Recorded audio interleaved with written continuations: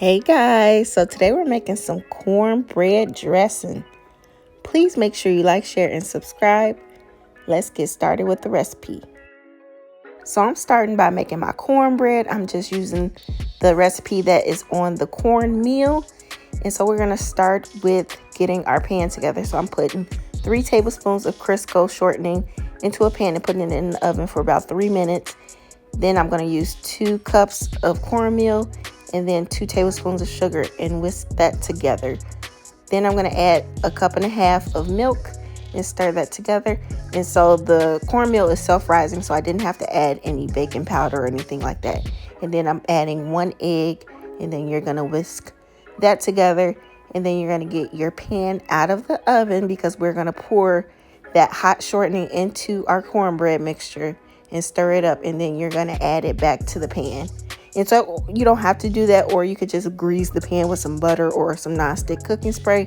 But I'm going to bake this cornbread for about 20 to 25 minutes until it's nice and golden brown.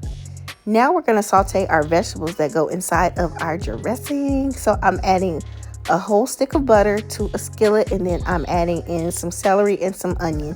You can add bell peppers or whatever you want, or you can totally omit this, but it's up to you. And so this is our cornbread. I'm adding it to a very large bowl because we're making a whole pan of dressing. I'm just crumbling up that cornbread that we made.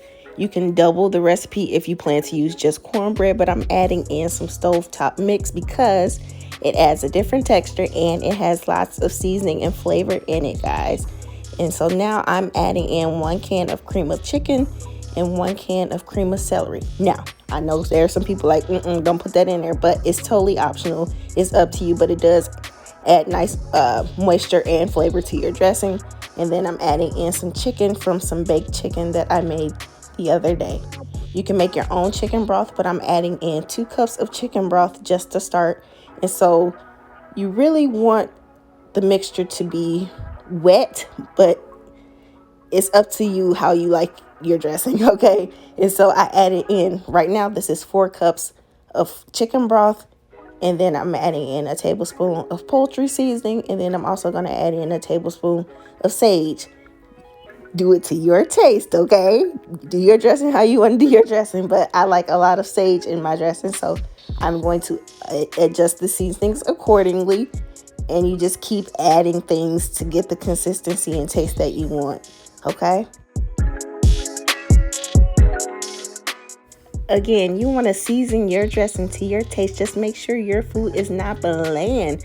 So I'm adding in some of that Make It Happen all-purpose seasoning. I will link it in the description box below. It's from a channel that I watch all the time, Mr. Make It Happen. His seasoning is really good, and I've used it for most of my food over the past couple of weeks. And so you're going to continue to taste your dressing as you're stirring it up, because we want to taste it to make sure it tastes how we want it before we add in our eggs. And I almost forgot to put in my onions and celery mixture. I'm like, something is missing from this, and it was the doggone onions and celery. So be sure you add that into your dressing. And then I just added in a little bit more of that chicken broth, and that was a total of 5 cups of chicken broth. Now I'm adding in about a tablespoon of chicken base or bouillon powder.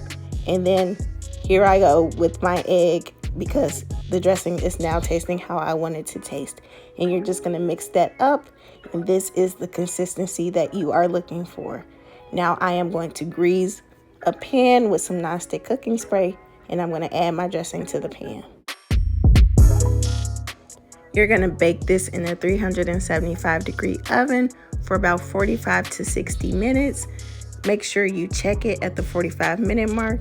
And I'm just making a really quick gravy with some drippings that I had from that chicken that I made. So I put in 4 tablespoons of butter, 1/4 of a cup of flour, and you're going to stir that up for about a minute until it forms a paste just like this.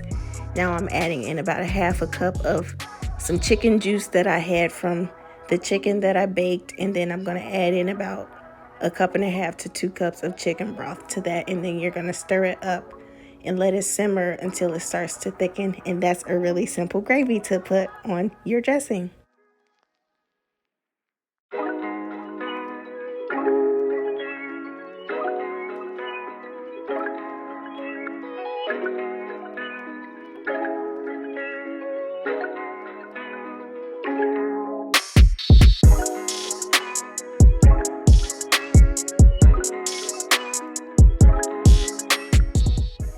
This is the finished product.